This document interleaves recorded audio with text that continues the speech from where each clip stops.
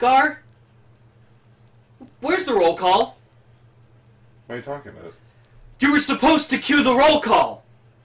Well, I did. So go cue the roll call! Okay.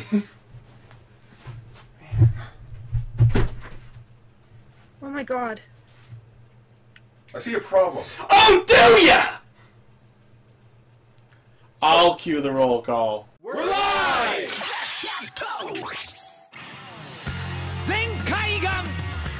Connect. Loading. Broadcast. Equipment wielder, Bluecaster, Cheetah's Zeal. Loyal and loud, Kingcaster, lay! Explorer from the unknown. Yellowcaster. Auto-jar. One little spark of courage. Dreamcaster, Global South Perga. Broadcasting loud and opinionated perspectives across the internet. Radio Sentai Castranger. On air! Welcome everyone to episode 192. I almost said 60. Is it 190? Hold on. It's 192. Now I'm all fucking... Yeah, it is 192. I'm like, I'm all fucking turned around because I'm going back and forth between... Ghostbusters! Hey! Where the fuck have you been? Besides exploring the unknown. So we haven't been on, like, Lupinranger, like, Castranger for, like, 5 episodes. 2. Oh, 2? Okay. Feels longer than that. Yeah, that's because you guys do 4 shows a week, or 2 shows a week. That's He's true. got you there. Oh. So it is 4. Okay. Buttery. So have you been? It's buttery. You been alright? Buttery. I've been alright. Could be better, Yeah. but The cereal kind of sucks. yeah, I'm having cereal. I made the realization today at work, because, like, as I've said before, work's been really rough the past, like, few weeks. And I realized it's because my GM's been away, and without my general manager at work being there... Damn it, I was going to make a really joke about lost. your game master. No. I was thinking about GM General Motors. So without Not my car. without my general manager at work, like, I realized that, I don't have, like, proper direction and everything, and I just, like, I feel uncomfortable at work, so... I just kept walking the same direction until I hit a wall for 8 hours. So she finally came back today after being away for 2.5 weeks. The very and, like, next day. And I had a really good day at work, because everything was back to normal. So. I sprained my wrist doing a job for Ichi, which reminds me, Ichi, you have my money? I transferred it to you, fucker. Anyways! You didn't send me a message. Oh my goodness. Because when you e-transfer, it sends you an email. Well, you should have just sent me a message on Messenger. You were supposed to check your email! So go check your email! I'm Yeah, gonna. well! Forgets your password. I see the problem. Oh, do ya? So this week we're talking about build episode 29, Patranger, episode 8. And welcome, everyone, to Metal April. Yeah, we decided not to use the name Kikaider. April. More or less because I would definitely fuck up on that word hodgepodge. You fuck up just saying word. That's no. He just did. Anyways, yes, Metal April. So this week our topic is going to be episodes 1, 38, and 43 of Kikaider. Yeah, that... The 1972 tokusatsu series, not the 2000 anime. Yeah, Kikaider. There was an anime? It was an anime? Oh, God. There's an anime? Oh my fucking goodness, you people. What's anime? Hey, what do you mean, you people? To quote Randall from Clerks 2, what the fuck happened to this world? I'm fed up with this I world. love that movie. There's only one trilogy. You part, Kikaider. You don't go ask him out. You don't go ass to mouth. Don't look at his wee-wee. I stopped paying attention for literally 2 seconds. What the fuck happened? We need to show you Clerks too. Kevin Smith. Oh, I've seen Clerks 2, but like when it was in theaters. That was the thing in Clerks 2. Jesus fuck. Like a 3-minute conversation about ass to mouth. I don't know. All I could think of is Human Centipede. Anytime I hear that, I just think of Bass the Trout. When I think of Human Centipede, I think of Spoonie. Did you in hear his that review of it. someone took one of those, like, singing fish, like, trophy things, Yeah, and hooked up their Alexa Alexa. to it, and so it actually turns and tells you shit when it's out. It's fuck. Be the one, we'll make a Alexa! Yes. Huh? What is the time? The time is currently... It's time to fish. It's time to talk about That's build. pretty shitty pizza. There's a slice in there.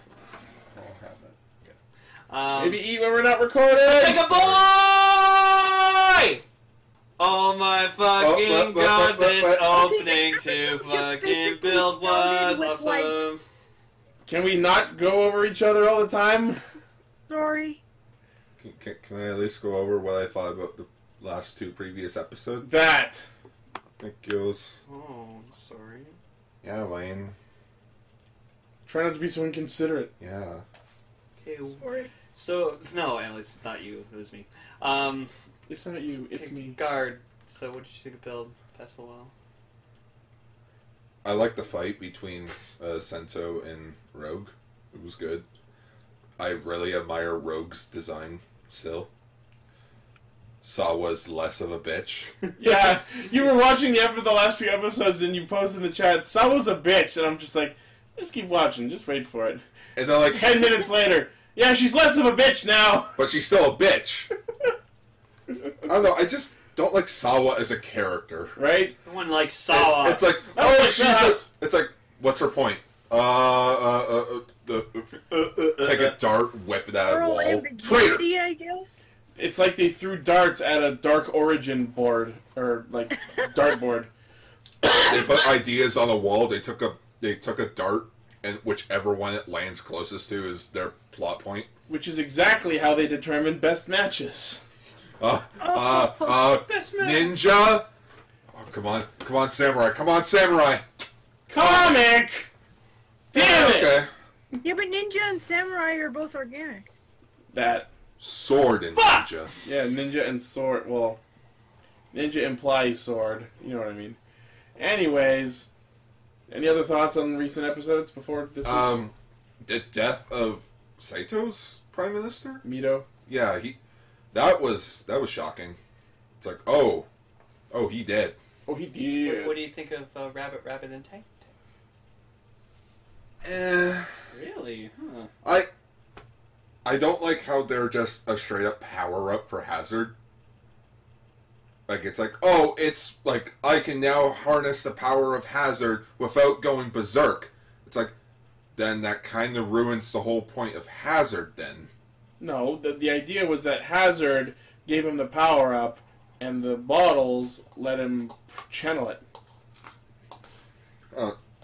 But yeah, Rabbit, Tank, I'm not a fan. I also Either? don't like... Neither. Okay. I just don't like how, I don't like how on Tank he has the tread wings. Well, it's more like scarves. Like, Rabbit, it makes sense because of the bunny ears. Tank treads just... Tank looks more clunky. It's supposed to be clunky. It's made of tanks! Literally! That's why I prefer the Dank Tank. Tune in for extra for that. Are you done? Oh, and I liked the grease bit in the episodes where he calls up Sawa. Hey, yeah, the family's safe. Like, all these guardians are destroyed. It's like, can you pass the phone to he meets up with Ryuga later. Hey, asshole, you were supposed to help me. By the way, I forgot to mention something about that episode. He supposedly saved all of Nabushima's family, but Nabashima himself, his actor, was not in that episode at all. Nope. He's just off screen. But he's right there. Hi, Dad. Never see him. Nabashima!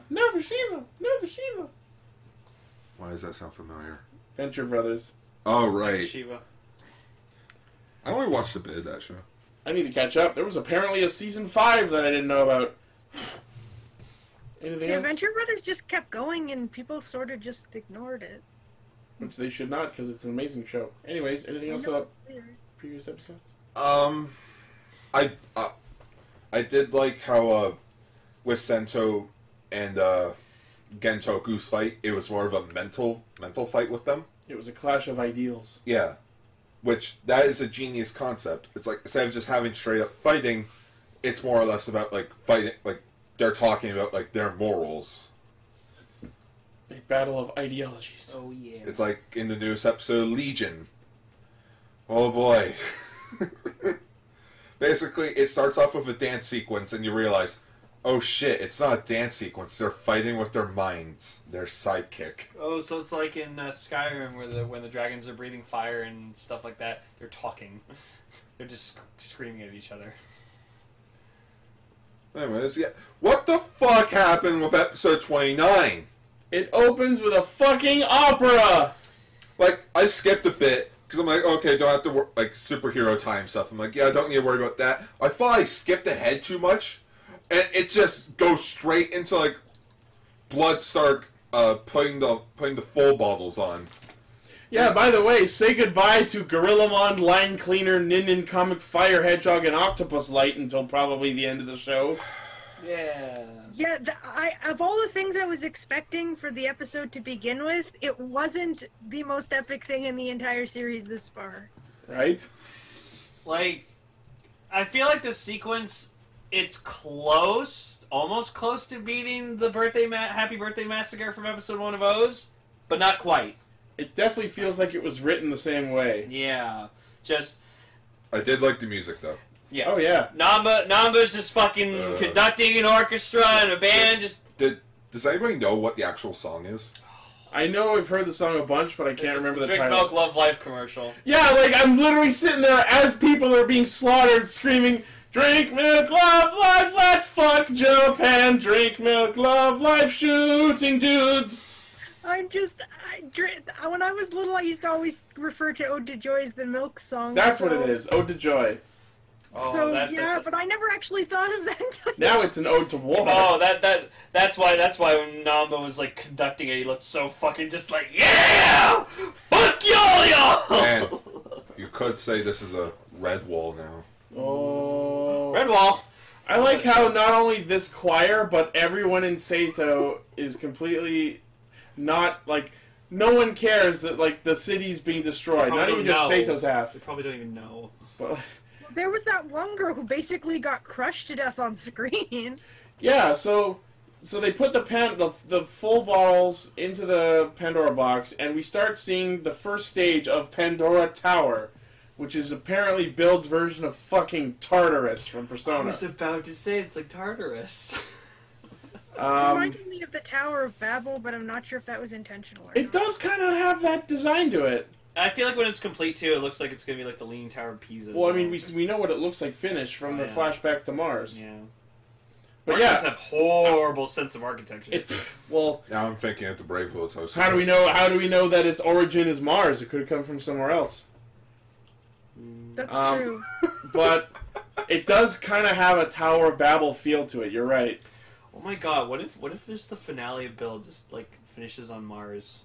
That'd be awesome. They just go up to Mars. Gar's like, alright, that's Wait a minute. stretching it. Wait a minute, that's exactly what happened with Happiness Charge Pretty Cure. The last fight was on the destroyed other planet that they had to stop Earth from having the same fate as. Oh my And god. then we get the barbecues over noise. I feel sorry for Bloodstark, though.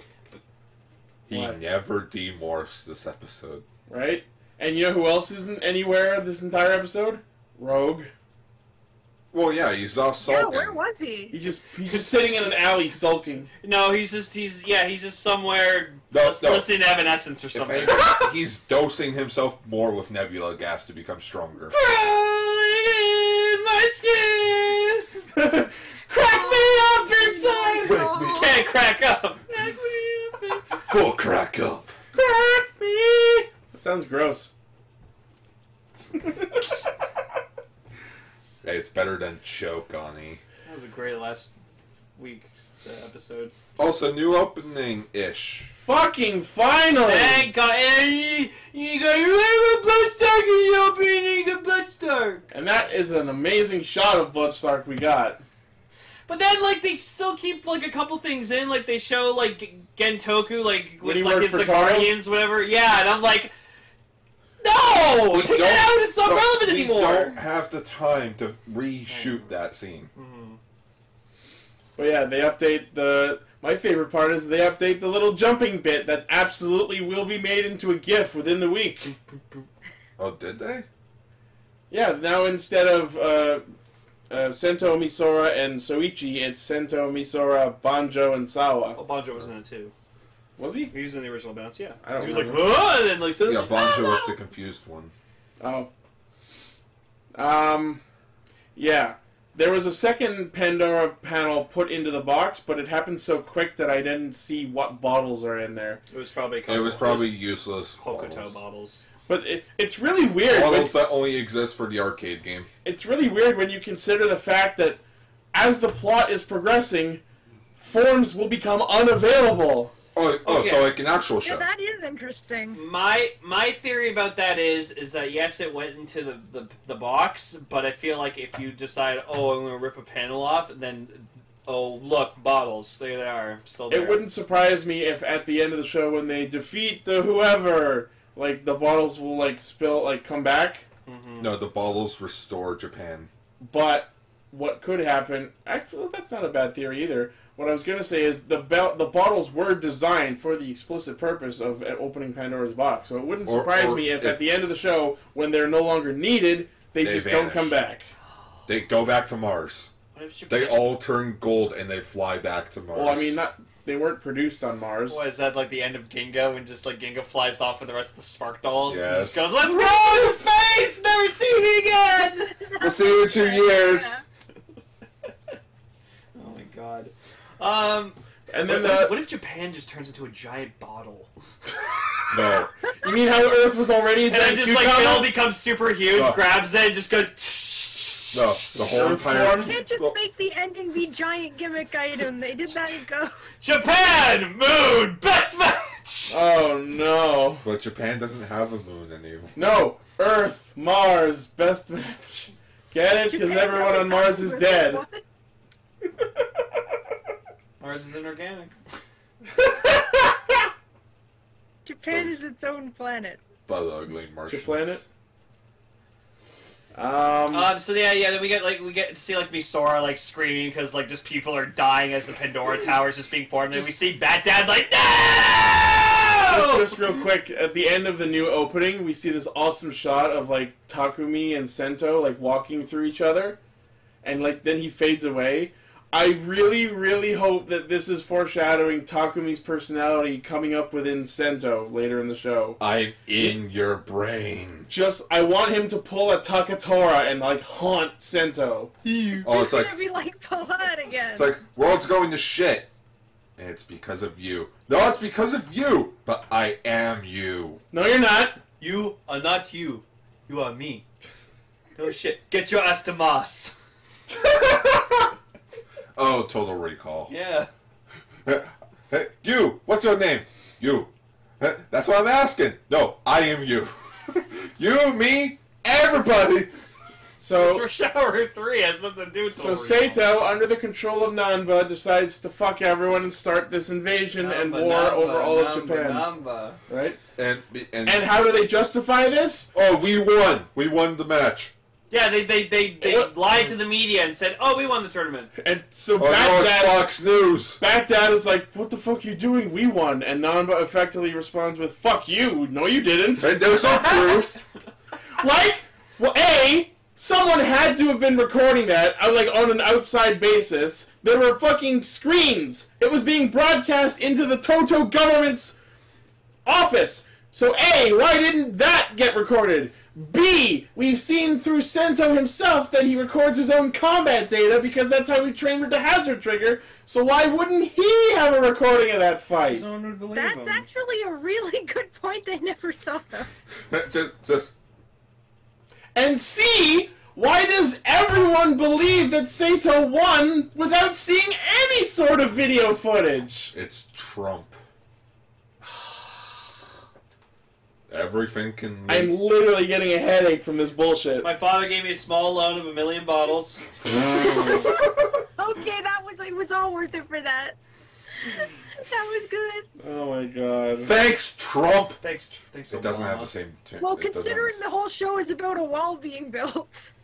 I mean, I swear, if that was the Also- idea for the sky wall. also, Sato is now being ruled by a governor who is a well-established businessman. Oh. Nanba is Trump! Toei just made a Trump reference. The whole entire show is a Trump reference. Oh. We made jokes about the skywall at the start, but we were more right than we knew. Quick, make sure Donald Trump doesn't see build. But everyone knows now, Lane. Dr. Evil was the one that came up with all of those ideas. Oh, that's Trump. true. Oh, that was funny. We have to make sure that America's space program does not go to Mars. Space Force. That sounds like what Q Ranger is going to be. Power Ranger Space Force. Space Force. Space Force. No. That's the Korean. That's the South Korean show, Right? Space Force. Space Force. Space Force. Sports. So then there's like a scene where like Sento's talking to Bat Dad, and he's just like, "Hey, can I borrow $1?" And just Bat Dad goes to his desk and grabs it. He's like, "This is my very special dollar. Don't lose it now. What? Don't spend it on porn and candy, penny candy." Hey, don't order pay-per-view, buddy. By what wings? So yeah, apparently, let's talk about this again real quick. The Dollark, which is called Dollark or Dolk, depending on your subs. Did $1. that ever come up again? This fucking Monopoly money! It's been 10 years since the Skywall started.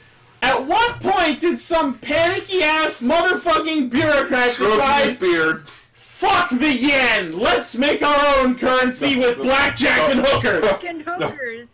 When the whole entire Skywall changed, I'm just thinking, man, why hasn't anybody just gotten on a plane getting the fuck out of Japan? Because you can't. What do you mean? No, you You can't? actually No, can't. because, like, each side of the country has an opening that leads out to the rest of the world. They could have just hopped on a plane and flown out. No, Yeah. no. And the other question about the Skywall opening up because of Pandora's Tower is, what's to stop Japan from reuniting now? You can just walk right through! I'm in Toto. I'm in Sato. I'm in Toto. I'm in Sato. Yeah. Hokuto Sato. Hokuto Sato. Hokuto In Sato. Sato, we don't tolerate that kind of crap, sir.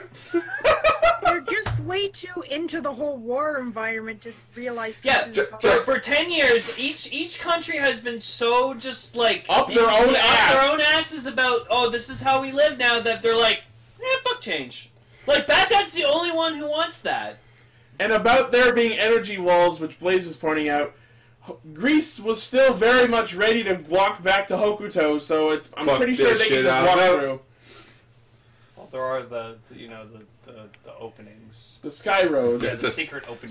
So now it becomes a question of the panels that flew down into the earth to make the Pandora Tower, were those the ones where the Sky Roads were built? Yes. So now you have to look at every Sky Road and go, that one's still there, that one isn't. You see a guardian stuck in the wall? Ow. How did he get there? I just They'll crush Well, me. there were like people getting bowled over by it in a way that looked very fatal. Oh no. Oh yeah, everyone in the area where the Pandora's Tower is, where anyone who Dead. used to live Dead. there is now fucking dead. Dead. It's like the dome in the Simpsons movie. Oh no, what do I do? It is. If I go this way, I'm free. But if I go this way, I'm trapped forever. So what you decide? Squish. It's funny. Right? Two days ago, like one of my buddies is like, he's like, "Oh, I need to catch up on Build. Like I'm only on episode 3. I'm just like, okay, like enjoy. Only on It episode 3? Yeah, so it gets really good. This morning he messages me, "What the fuck happened?" And I'm just like, "A lot, dude, a lot."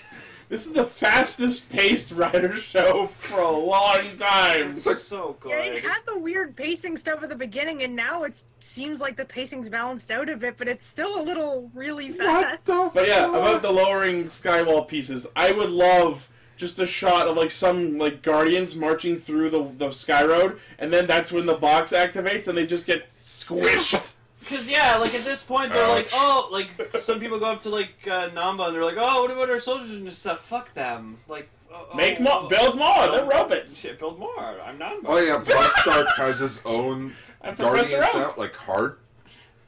The hard guardians, which I call the hardians. Are you a Toto or are you a Sato? I am a Sato. Yeah.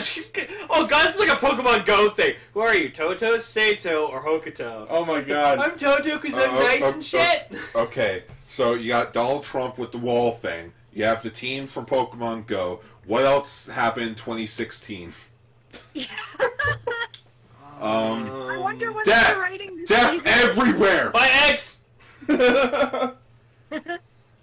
So during that one shot where Nanba/Mito is talking to Bat Dad on his fucking tablet, he noted the reason that they're doing this is because that no one aside from them saw the results of the tournament. And then he turns to Utsumi and goes, "Right?" Waggles eyebrows, which makes me think that Utsumi is going to be the one to reveal the lie. It was I. He can't. He's a robot. He's not a robot. Yes, he is. No, he's not. Yes, he is. Cyborg. He's a robot? What? Nariaki is a robot. No, I made this theory before. Nariaki's a robot. That's why He we might be a robot. He might be a robot. That's what Sento keeps calling him. He's like, "Oh, you're a robot." Wouldn't fucking surprise me at this point. But he has shown some personality, so that's why I think he'll be the fact that they made that scene so blatant. I think Nariaki's gonna change sides. So then, like, we get into some more development with Kazumi, and it's actually like Which pretty one's that again? Grease. Like, Oh. it's pretty heavy actually with him, because he feels like he needs Heavy to Grease. do all this by himself now, and he's just like, I'm gonna fight, and for the sake of avenging my comrades, even if it kills me. They actually bring up some interesting ideologies here, because they're like, "Oh man, now the entire country's fucked. We've got to defend people. Oh, but we should defend the people we love. Oh, but if we defend them, everyone else is gonna die. So we have to just stop the war at its source before anyone gets hurt." Yeah, you can't, and then can't only fight for those you're close to, which is a really good message, actually, Gotta fight for everyone. and a scary one. But it kind of has some good Hey. points. Like when you're faced with that overwhelming of an enemy force, and you kind of don't know where to look, where to focus on, it does kind of inspire a little bit of despair and helplessness. I think. Guys, to be fair, no one's stopping the actual normal people to take a stand. Like, we Well, need a they're probably Spartacus getting scene here, man. I don't know. Well, the idea is that anyone except the riders can't really fight these fucking massively powerful robots. Yeah, but nobody's stopping people to charging into, the political houses and That's- forcing them by gunpoint. That's what I was leading to. I'm like, they just fucking walk. They need to just if they still have it, they need to use the eraser bottle, hide themselves, walk into fucking Sato's government building, and just pop Nanba.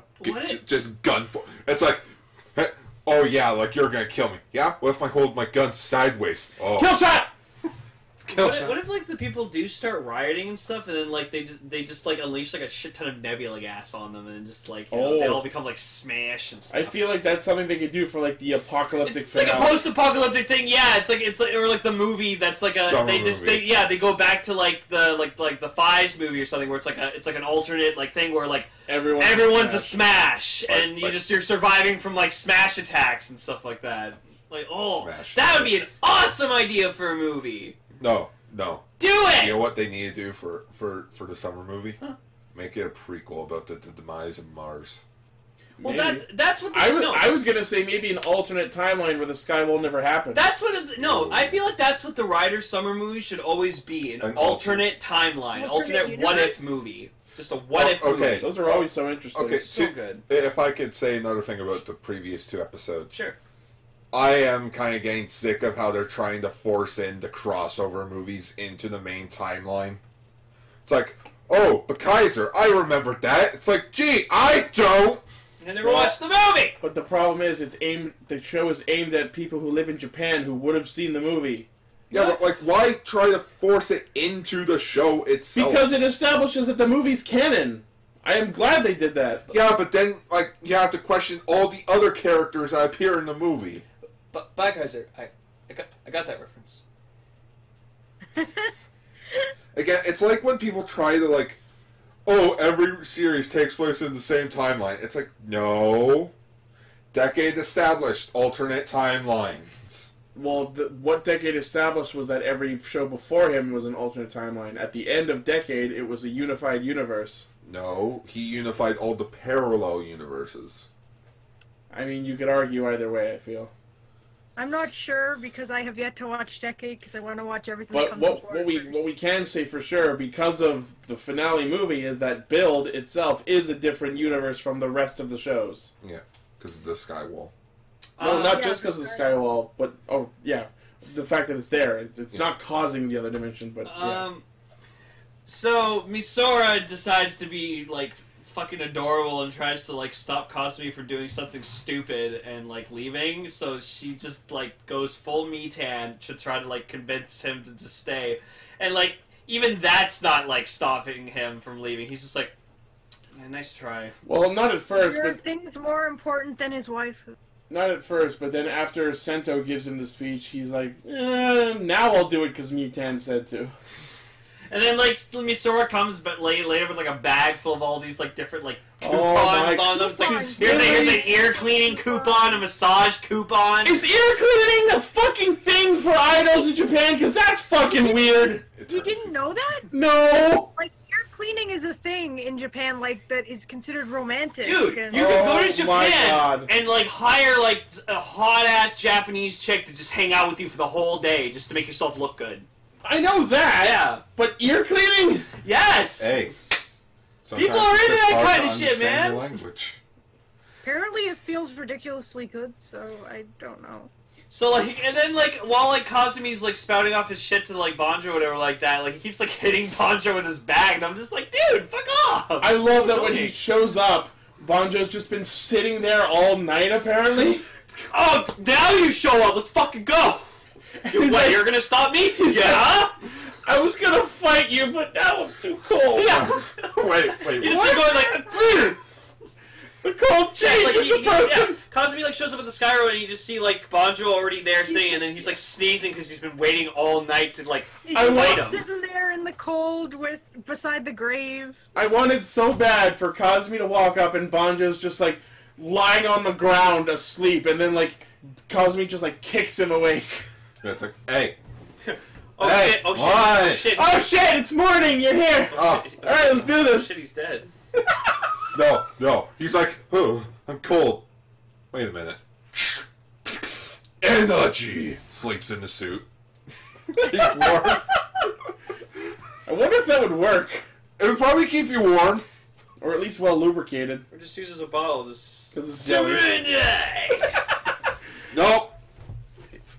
Yeah, like if they have a bottle that like generates heat, you could have used it. So then There's a Bloodstar. fucking truck bottle, that doesn't help. Except that bottle's gone now because it's in the box. Then Bloodstar shows up. The Engine Bros show up, and a bunch of Guardians show up. Wait, which bottle? The Shibosha bottle, Which one? Fire truck. fire truck. Oh yeah, I boxed that one up today. Not that box.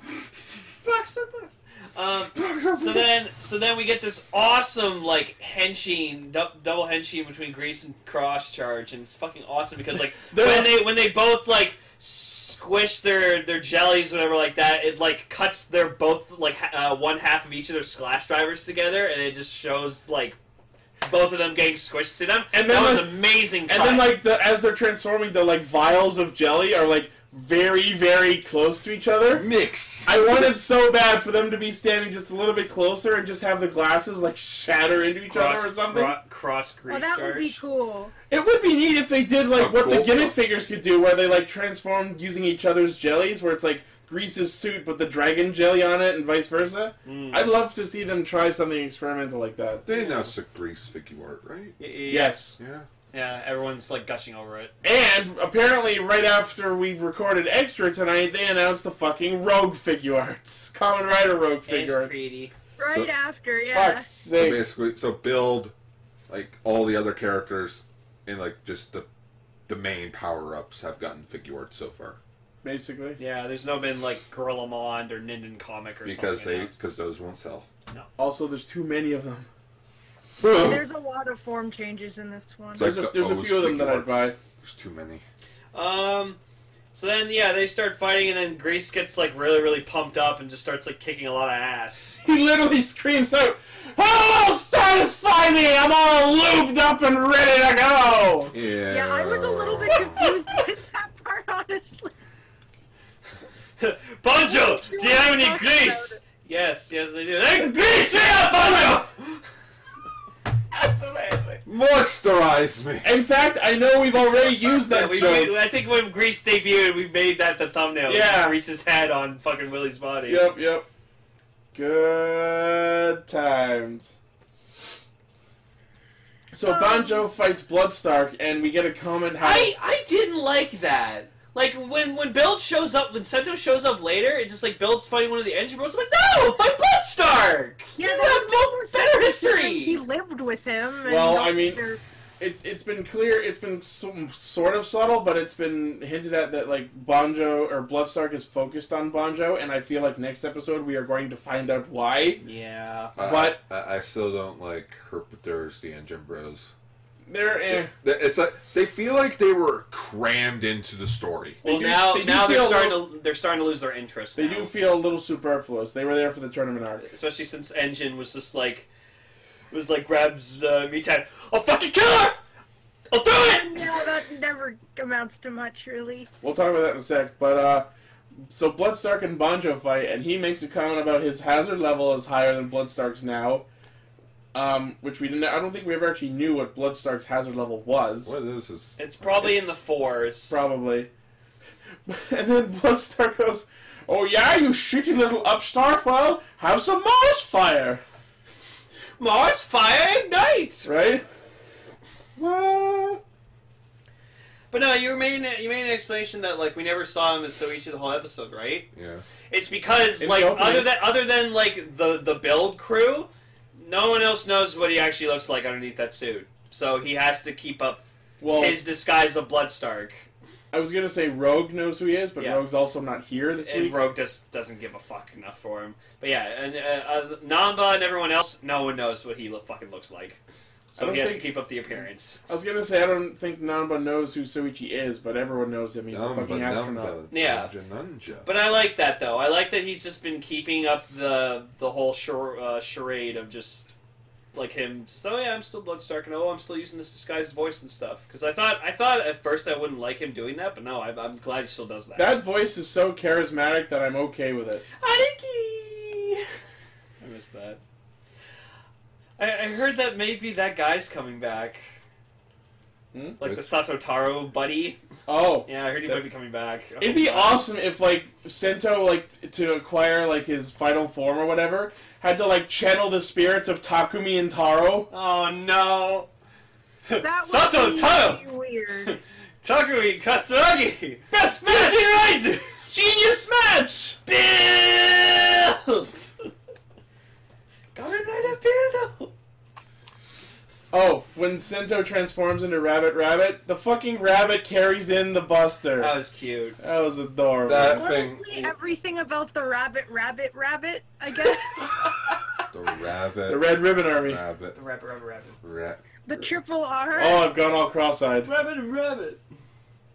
Rabbit and rabbit and rabbit and rabbit and rabbit and rabbit. Juicy fruit. The taste. The taste. I gotta look that up now. Look what up? The juicy fruit thing, that was funny. Oh, I can show you what that's from when we're done the show if you want. Cool. It's So- a YouTube poo. As they do their big finishing attack, Grease does something pretty awesome. He pulls out the apparently still intact bottles of the Sanbagarasu. The trio, his Oh. friends. He sticks Castle in the driver and Fukuro and Kuwagata in the Twin Breaker and does basically a 3-part Keisatsu. Yeah, and it's funny that it's cool that he puts the castle bottle in the slash driver because, like, when he does it goes like Which it's, like, it does for any unsquishable. bottle. Yeah, but it means unsquishable because a castle's unsquishable. I kind of want to see what like a solo castle Keisatsu would look like, though. You know, You just I you just throw a giant castle at them. The enemy. I miss my favorite monster. You pick up a skywall piece and chuck it at Fuck yeah! castle. Speaking of things that can chuck the skywall, after Mr. Engine Bro unsuccessfully tries to kidnap Misora, her quote-unquote third personality is back. She And it fucking sends him flying! You know what? You know what this is pretty much. It's the Phoenix. It's the Phoenix from X-Men. Kinda. Yeah, I see. Gar understands. So, I don't have enough... A little bit, yeah. I don't have enough evidence to say for Vernage. sure if it's Vernage or I think it's Bernage. Vernage. I still hope it, as I mentioned last week, I still hope it's Bernage so I can call her She's Bernard. La Queen of Mars. Yes. And that... Like, he kidnaps her, and then she just lights up and effectively goes, "Fuck you, my child." That's almost exactly But what happened. I liked though that when we saw her eyes glow, the first person we saw react to it was Bloodstark. Oh yeah, he probably knows exactly what's up. But he was so concerned. Like, no, but you can tell, even though he was wearing a helmet, he was just like, oh shit. And it's like, what's wrong with my daughter? Little baby girl. To quote Linkara, no. Why'd you morph? You were qualified to date my daughter. Just no. Oh, you don't like the whole Misora thing? No. That would explain the bangle. The bangle probably has the fucking Bangle-san. Yeah, it probably has like the spirit of the fucking Queen of Mars or something. Oh, for sure. What I was gonna say is, like, during her Metan broadcast, you see her fucking, like, little ponytail on top of her head. I fucking miss her style from the early shows. Oh, you so mean adorable. Cindy Lou Who look? Yes! Cindy Lou Who was only 2 in a 20-year-old body. Don't Are make you it creepy, talking? Are you guys. talking about the live-action Grinch? No, I'm talking about how Misora is technically 7 mentally. I know. You're technically 7 mentally. That would explain my vocabulary. So next week we get OG Cross back. Yay! I actually have a funny thing that I kind of hope happens. I want the Splash Driver dead! I want its family dead! I want every person who's ever experimented on it dead! No, I was just gonna say he summons the Cross Dragon, and then the Cross Dragon's pissed off that he hasn't used him in a long time, so he like spits some fire on Banjo for like in anger. Do it! Do it! Do it! Fuck you! For not using me for like 13 episodes. Well, he has used him in the Twin Breaker. Mm-hmm. So someone in the Discord chat put the song from Phineas and Ferb where Candace became the Queen of Mars. Oh yeah, my that was fuck. me.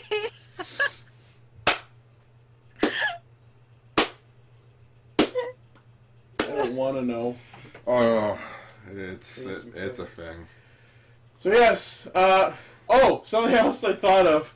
So wait, if Misora is the Queen of Mars, does that make Bloodstark Marvin the Martian? Now He's red and green. Just the Pandora Tower, like it's supposed to like do this like huge giant thing. And You're it's supposed to. where's the kaboom? There was supposed to be a giant Japan shattering kaboom. I kind of want the thumbnail to just be like Bloodstark with Marvin the Martian's head, Right? or actually make it Marvin the Bloodstark's Martian. head on Marvin the Martian's body. Yeah. There we go. Marvin the Martian. Where's the kaboom? He was actually always one of my favorite Looney Tunes characters. I loved him. Marvin the Martian's awesome, yeah. Just like fires off his steam rifle. Halftime. Like midway through the Oh tournament. no! Okay, that has to be the thumbnail. It has to be fucking ref Marvin the Martian with Bloodstark's head as the gun. That's perfect. He just walks out during a tournament arc. Halftime. I have no What idea what you was guys are talking Space about. Jam, really? It was the best Marvin the movie Martian ever. as the ref for the basketball Yeah. game. Space Jam is the best movie of all time, and I will fight anyone who disagrees. Wow. Hey, we can all agree the steel case for Space Jam was shit. I don't even like basketball, and I will die for that movie. Wow. Yeah, I don't know that much about basketball, but I know a lot about cartoons. I love basketball. Do you love basketball? I also basketball. Just the Pandora box. Touch it. That's. You want your talent back? Touch the box. You want your balls back? Touch the box. You want your best back? Touch the Honestly, box. the plot of Build is almost It's Space Jam. close to the plot of Space Jam. Just said to him, just like, Commander X-Aid. Come on and slam, and welcome to Japan.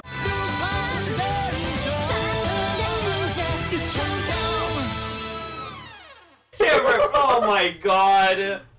Oh. Space Wow. Jam is build. Come on and ready. Alright, yo cook Sanu. From this. Everybody get up, it's time to handshake. Add that to the album.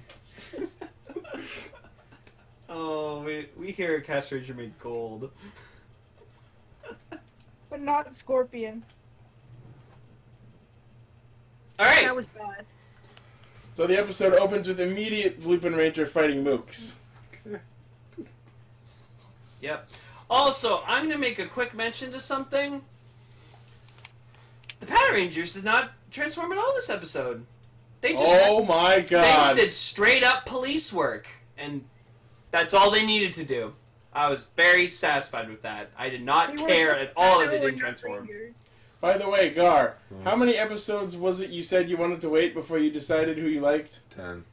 Wasn't it 8? No, I No, it's said 10. Oh, okay. So, like, yeah, like 1 or 2 more episodes until we I'll find out. get who you he in likes. 2 weeks. Oh, no. We ask him. Yeah, Not both really teams. anyone. Team Gangler! Yeah, I'm with the Ganglers. Okay, so I watched episodes 6, 7, 8 this morning. Mm-hmm. Episode 7 I almost fucked up on because TV Nihon released Oh, they have full subs. a 4.1 version. You should have I realized! didn't realize, so 5 minutes into the actual until I'm watching it, I'm like, oh, this is an April Fool's thing. Oh, no. Gotta download the actual episode. I didn't even watch that one. It's like, I only think of you as a friend. Friend zoned. Got it.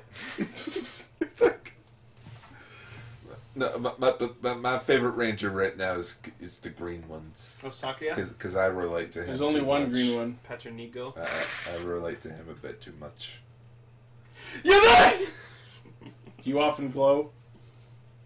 Sometimes. You have a creepy smile? No, you actually got a creepy smile. Yeah, I got a creepy smile. Got it! Got it! Do weird. Try to be cool with chicks. Yeah. Disgraceful. Get ghosted. I know what that's like. So, it's thanks to episode 8 that I have finally come to accept and love Jim Carter as a character. Jim Carter is Jim Carter was the light. funniest thing this Here's episode. the I thing love for Jim me. Carter. For me, this was a great reference to Grand Blue Fantasy for me because this was an episode where Rie Kugamiya became a rampaging monster. At the same time, on April Fool's Day, Grand Blue Fantasy, a mobile game I play, where the mascot character is a little flying dragon named Vern, or Viren as it's pronounced, who is also voiced by Rie, became a giant macho rampaging monster. Cool. So I got to experience basically that episode in the format of a mobile game. Wow. But I just Actually like- interesting. You were saying, Emily? Oh, You were just saying it was interesting. Yeah, sorry, that's it. I like the cliche joke of, oh, who are we gonna get to pretend to be the Gangler? Everyone's already looking at Jim.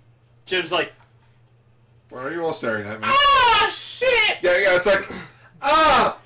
also, it's, you know what's really funny? I actually noticed this, but if you notice, like, Did you notice? the safe on top of Jim's head when he has it on, like later you see it like off when he's like captured or whatever like that, and then you see like the hat and the headlight like steering handlebars or whatever like that. Yeah, those are they take those off when they put the safe on his head. Also, like, at least for the suit. Also, it doesn't look like the actual safes that are on the Ganglers, because the Gangler safes of all the numbers are all in the corner, and the ones on this safe are just like across the middle. It's just a decoy thing. I was gonna say, like, where the fuck did they get a Gangler safe from? But this is clearly just one they bought or just got They recognized. the safe hodgepodge. and taped it on. Literally taped it on, actually. It was funny though. I gotta say. No, and then like the whole time, whatever, like that, he like just starts to like fight like the fake workers or whatever like that, and he like flips them over and stuff, and just Keiichiro's just like, what, is he acting? He's actually like. The robot is venting. clearly working out some issues. Yeah, we find out Jim Carter actually has built up rage. I feel like it's amazing. I feel a personal attachment to Jim Carter in this episode because I am also an accountant of sorts, and I would gladly vent some rage if given such a chance. You could be a good monster, you think? I'd be a good I kaiju. never thought I would ever hear you say, "Oh, I relate to Jim Carter." Right? It's fucking scary, and I don't like it. This is the episode where everyone was just like, "Oh, Jim Carter's cool." I'm like, "Yeah." You know what else is cool that it did that I totally was expecting? Huh? When it runs away, it activates its fucking rocket skates! Yeah, it actually the runs. wheels actually were wheels. Yeah, wheels Thank actually- God. Yeah, thank God. I thought it was just a shitty design. Oh my goodness. I mean, it is, but So the whole plot of this episode is pretty much the Patrangers are trying to like expose the Lupinrangers for like their identities because Tsukasa has like a feeling of who they are. Which, to be fair, she's not wrong. It's just the Lupinrangers were too fucking clever. they pull the stupidest shit ever. Thanks to Goody, because Goody was just like, I gotta make sure that you guys don't get caught. I mean, why? Honestly, you know what? They dubbed it when Lupinranger gets like adapted into Power Rangers is still around. I want John Tron to voice it. No. But I have to say, What the fuck did you say about me, piece of shit? I'm genuinely surprised that Goody actually gives a shit about them since he stole from them, and the next week they told him to fuck off. No, but he said in this episode, he's like, I'm like you humans. I can't just not see someone like sad and not help them. Like he just helps anyone in need. But speaking He's of the fairly Power, sentient. She's just sort of divisive in terms of what side he's on. He's sentient, he's just an asshole. speaking Okay, I of guess that's fair. Go ahead, Gar. Go ahead.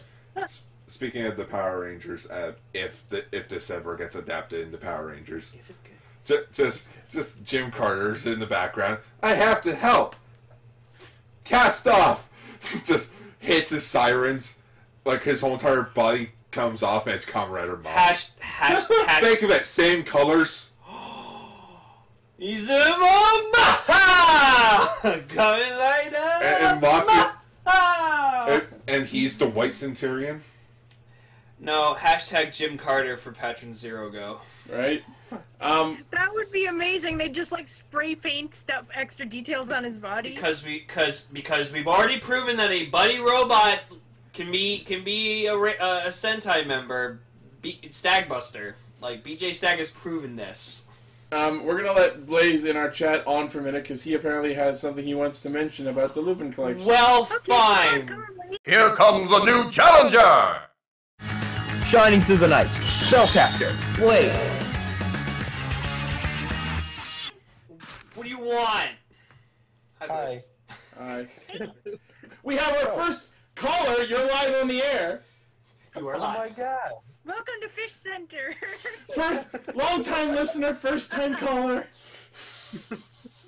But I kind of noticed something. So, all the Lupin collection items are based on crimes, right? That seems Like they to be always the have, trend.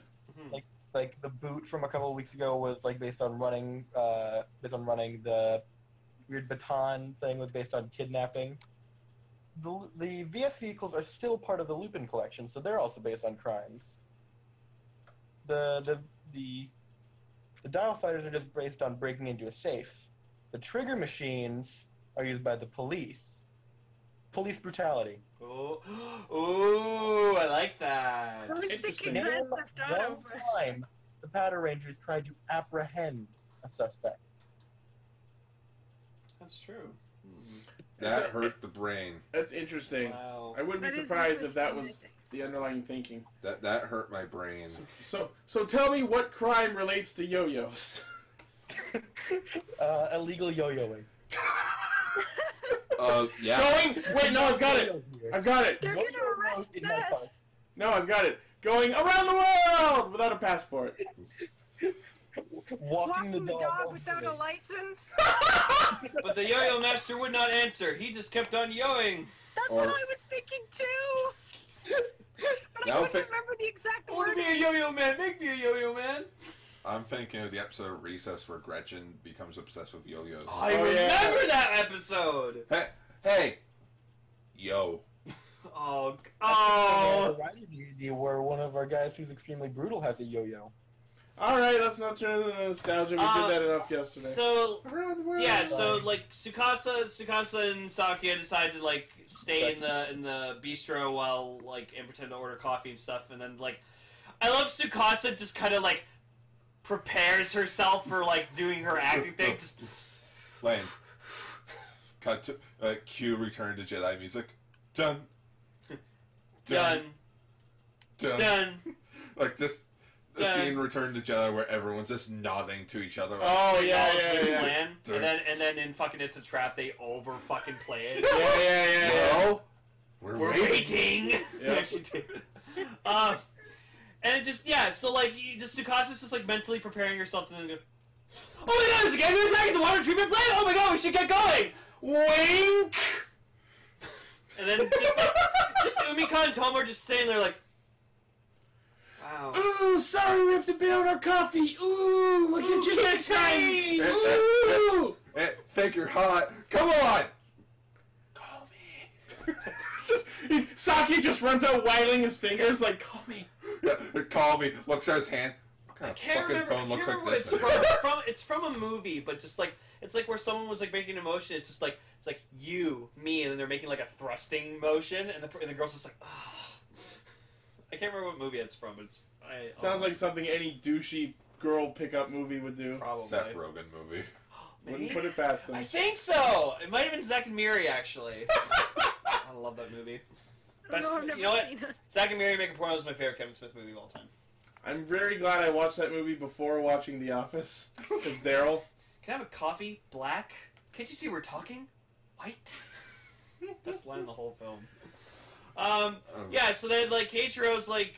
It's funny, too, like, Keiichiro's, like, stalking Kairi while, like, Kairi's, like, trying to He's find, not like, the wall. stalking! They're doing terrible jobs of hiding! Sorry, a stakeout. And I love it when, like, I like that we see them in their civilian clothes, like, or their, like, non-uniform And clothes. Keiichiro's just got his fucking trench coat. No, and so Kairi's just, like, he's like, oh, the global police are watching you, and, like... That was so weird, he, like, stuffs himself up Kairi's shirt somehow! No, but then, like, Kairi kind of looks slightly over, but, like, Keiichiro's not, like, covered enough behind to, like, be hidden. And I'm just like, what are you doing, you idiot? If he turns around, he'll see you. So I'm like, fuck. Turns around, vanishes. So they're trying to find, like, a gangler base or whatever like that. And, yeah, so they try to lure the Lupinrangers out by, like, disguising Jim Carter as a gangler, and it's and he calls himself Techie Carter. Yeah, that was great. And then, like... The subs I watched called him Enemy Carter. Well, yeah, because Techie means enemy. So that was accurate. Oh, okay, fair enough. So then the Lupinrangers show up. I noticed First immediately... Enemy, that- a techie like... Oh, no. But, like, as soon as the Lupinranger showed up, I looked at Yellow and went, clones. At first I was like, wait, how the fuck did they do? And then I'm like, I noticed that Toma and Yumika aren't saying anything. I'm like, like, fuck you! I noticed just by looking at quote-unquote Yellow's, like, suit. Because, like, that was clearly a man in that suit. Oh, you mean how, like, in Ninja Steel, the White Ranger, you can definitely tell that's a fucking dude? Because of the fucking arms. just a biceps on that Just guy. that one gif of, like, some Pink Ranger on a stage show somewhere, and they get their mask ripped off, and it's just an old, bald dude. Just be like, oh. And he just looks at the camera like... I laughed out loud. And he just looks at the camera like, oh no, they're on to me. Shit! I think that was like one of those comedy clothes. Yeah. Shows or whatever. Comedy clothes. Why did I say comedy clothes?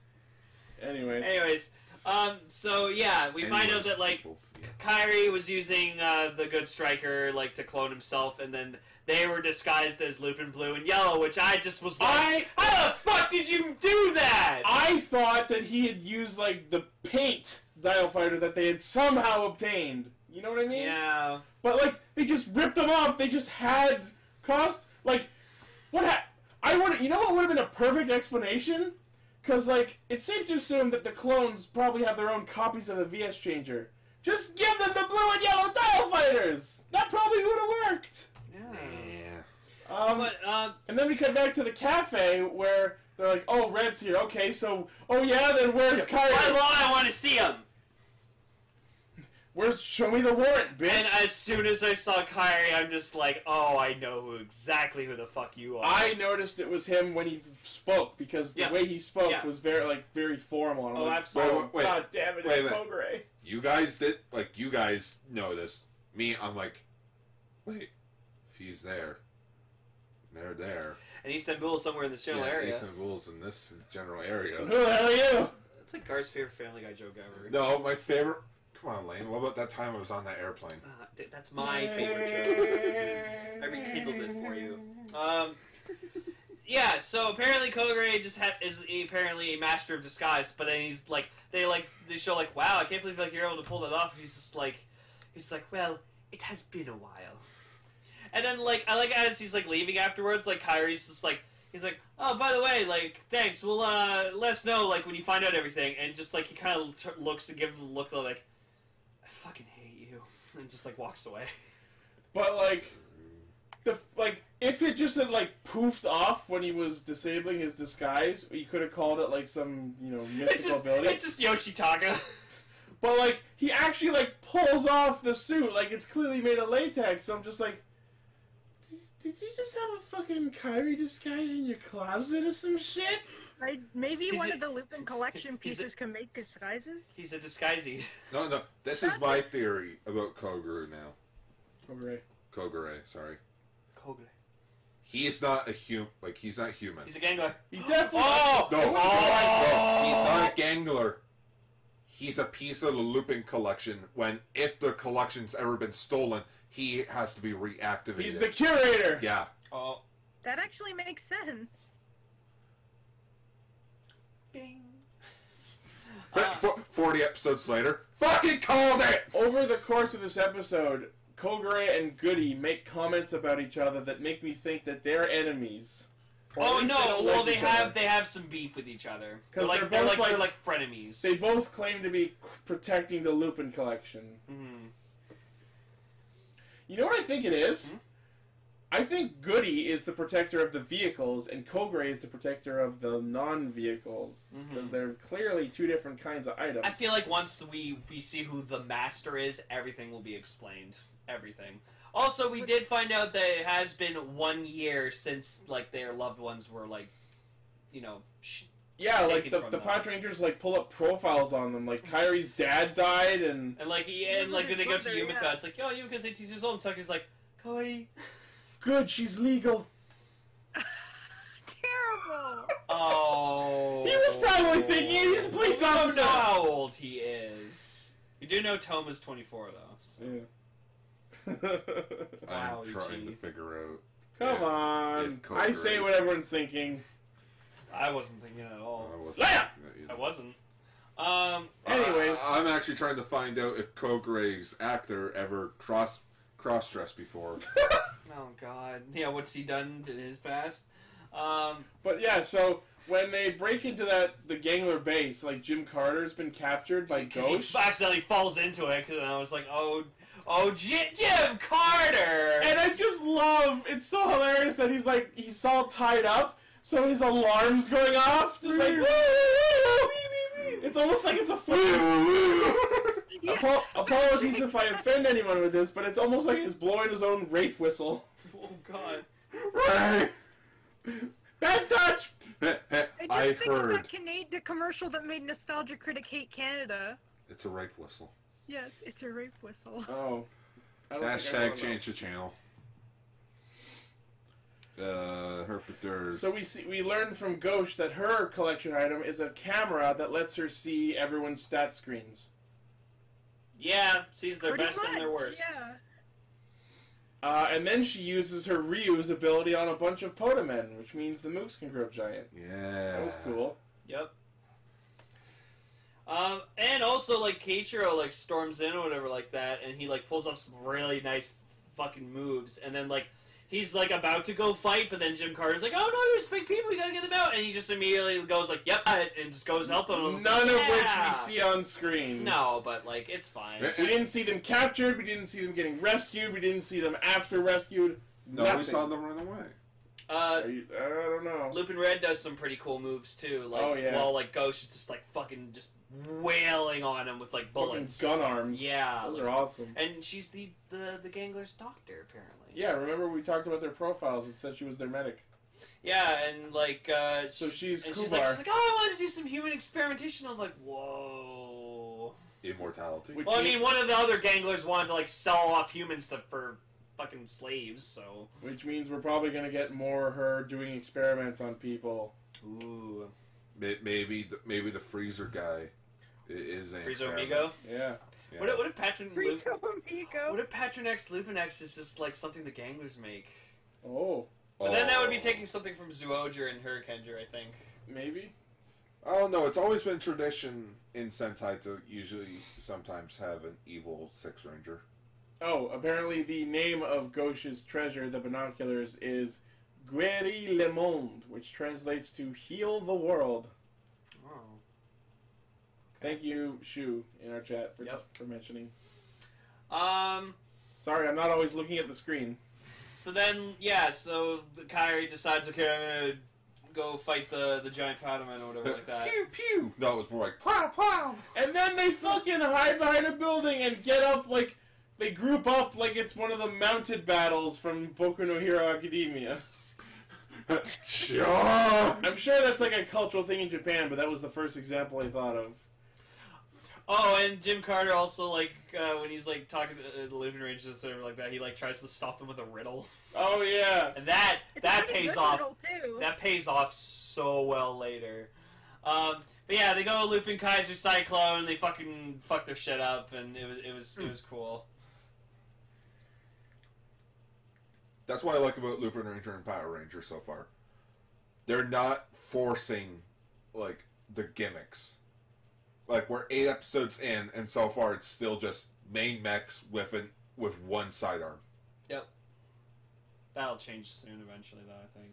Oh, they'll probably get more, but I'm liking the pacing. Yeah. Sure.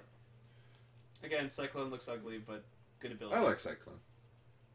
Cyclone! It looks ugly, but it's the It's Lupinranger. like Joker. Cyclone! It looks Like- ugly, but Jesus Sounds like- Christ, that buzzsaw attack from last week was stellar. Oh, yeah. It was really cool. So then we, like, cut back to... Oh, wait. You could say it was psychedelic. Good try. Oh. So then, like, the Living Rangers are happy that, like, the Power Rangers are off their tail for now, but of course, eventually they'll find out. And like, Sakuya is so happy that Umika is, like, innocent for now. I gotta say, I'm glad, because, like, Yeah, when me we too. found out, last week when we heard that this week was gonna be about them finding out their identities, I was like, this is too early. Yeah, No.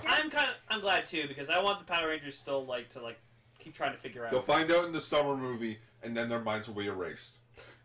But now, the rest of the show, they're gonna have to keep coming up with tricks to throw them off the trail, so this is gonna get more and more stupid. Where is he? Yeah, that's true. She's on a date. No. That would absolutely be one of them. So then we get back to the global police, and, like, Keiichi's just like, by the way, Jukar, what was the answer to your riddle? And just, like, so, like, the riddle was, like, It's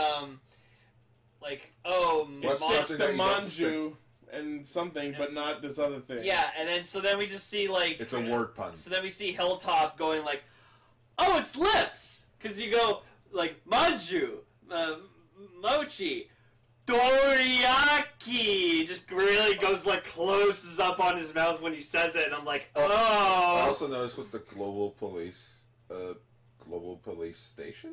Sure. Change. 1, 2, 3. And weird, awkward head. Featured topic.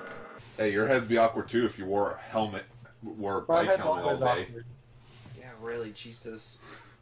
Anyways, so our feature topic for the week is episodes 138 and 43 of Kikaider, Android Kikaider.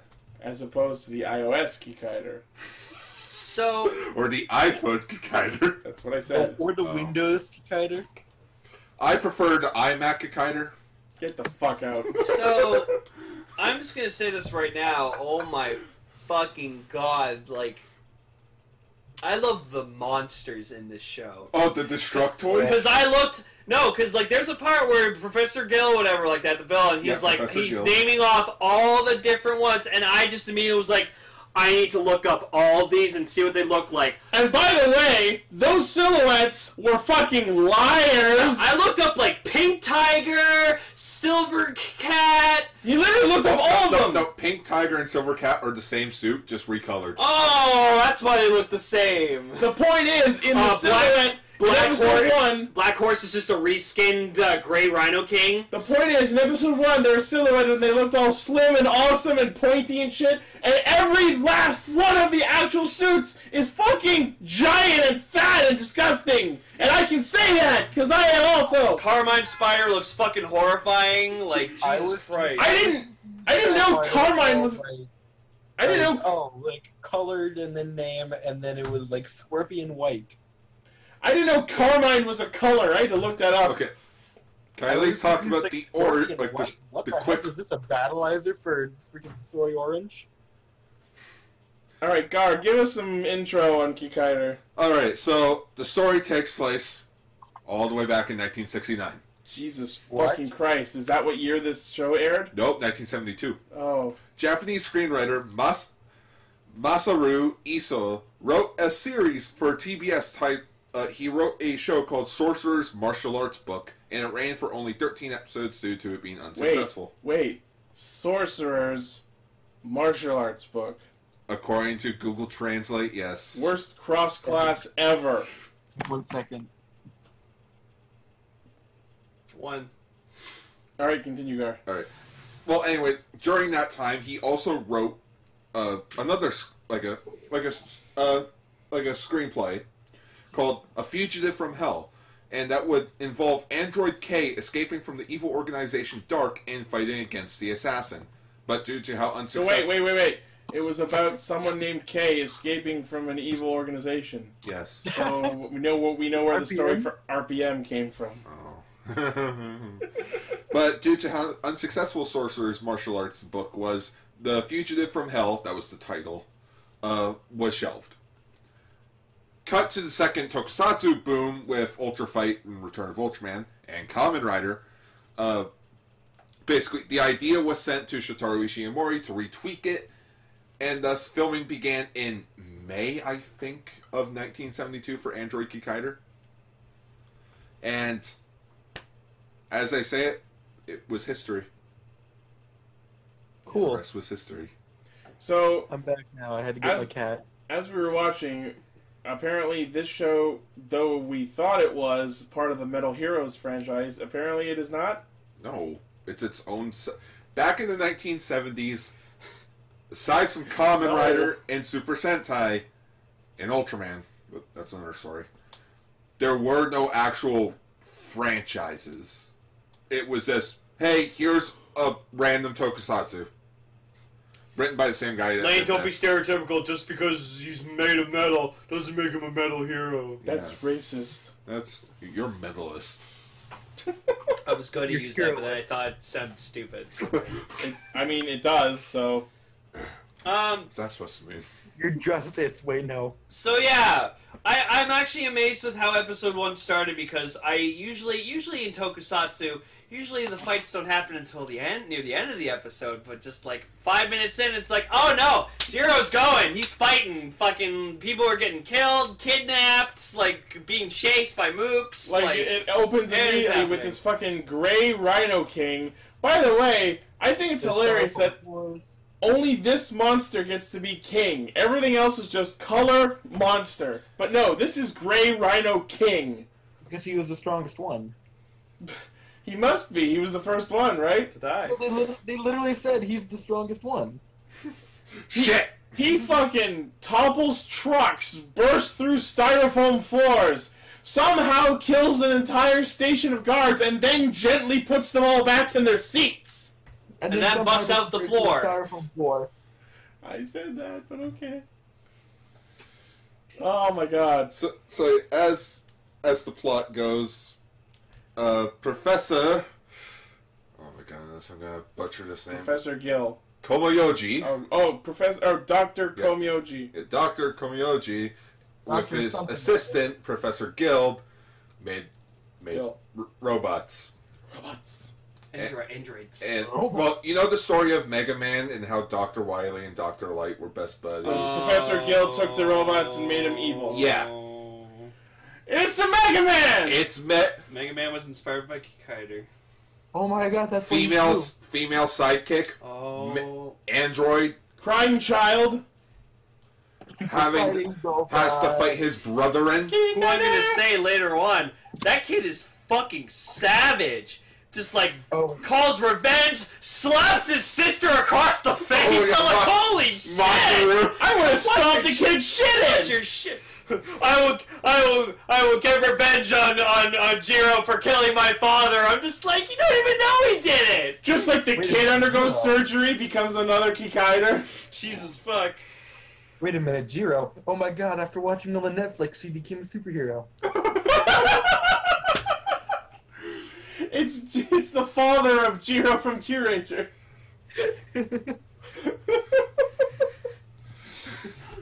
Wait. Dark. So, like, there's, like, a scene where, like, eventually, like, he's fighting, like, Grey Rhino King or whatever, and then, like, he chases him, like, Kikaider goes off, like, on his bike, which, yeah, it's just a bike with a sidecar, and then, like, we go to episode 38, and I'm like, he still has the fucking sidecar? Why? Because he saves Mitsuko with it. Badass. And he, like... How to make a motorcycle even more not badass. Have like, a sidecar with no one in it.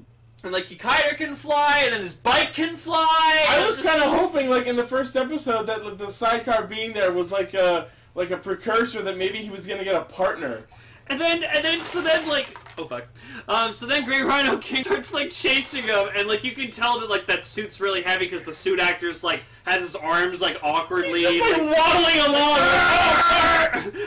Oh shit! Our base is around here! Oh fuck! He's gonna find our base! And let me just say something, like, the episode name played, it was like Grey Rhino King, Harbinger of Evil. Hamburger of Evil? For half a second, I misread it as Hamburger of Evil. I mean, the way he walks. I'll have one Rhino Burger, please. And so we find out, Kikaider was made in the Dark Base. Well, yeah. Just like every Kamen Rider. And, like, he apparently was under the sheet, because, like... Yeah, that was so great! Like, he sneaks into their base somehow, and somehow he sneaks past, like, when we first see Dr. Komyoji and his daughter Mitsuko, they're both in the same room working on science. Science? And apparently at some point, Jiro snuck into that room, snuck into the secret lab that's below that room. To the secret lab! and was put under the sheet. But Mitsuko apparently didn't notice, because when he takes her down into the secret lab, he exposits all this about Jiro and how he was their target, and like this, you just see something under his sheet the whole shot for a good couple minutes, and then he just like gently pulls it like off, and it's just like, "Hi, it's me, Jiro. I was hiding here the whole time." Oh, can I I quickly? have 99 days to defeat Dark. You want to know something about Jiro? His actor didn't even audition. It's just the assistant to one of the cast members saw him and like saw his portfolio, and she was like, him, and that's how he got the job. That explains why he's acting so god awful. Hey, Yeah. if it weren't for Kikaider, he wouldn't have gotten the role of Inazuman. Oh boy, what a loss. The butterfly one. I know.